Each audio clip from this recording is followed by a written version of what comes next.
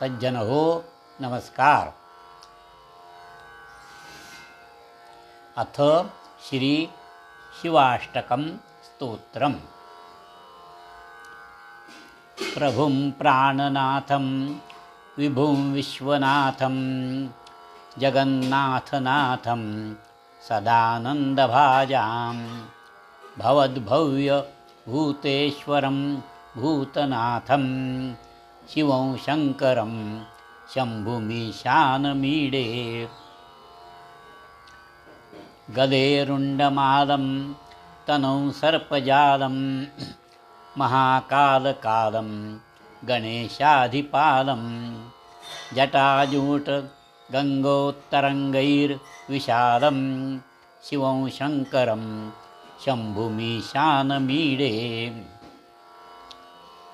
मुदामाकरं मण्डनं मण्डयन्तं महामण्डलं भस्मभूषाधरन्तम् अनादिं ह्यपारं महामोहमारं शिवं शङ्करं शम्भुमीशानमीडे।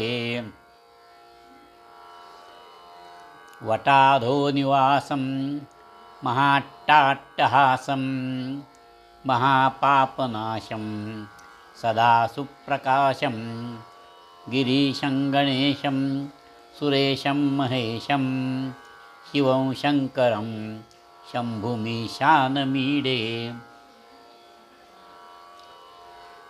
गिरीन्द्रात्मजा सङ्गृहीतार्थदेहं गिरौ संस्थितं सर्वदा पन्नगेहं परब्रह्म ब्रह्मादिभिः वन्द्यमानं शिवं शङ्करं शम्भुमीशानमीडे।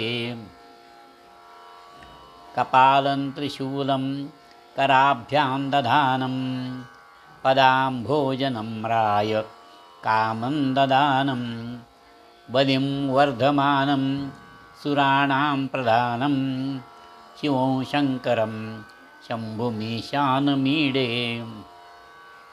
शरच्चन्द्रगात्रं गणानन्दपात्रं त्रिनेत्रं पवित्रं धनेशस्य मित्रम् अपर्णाकदत्रं सदा सच्चरित्रं शिवं शङ्करं शम्भुमीशानमीडे।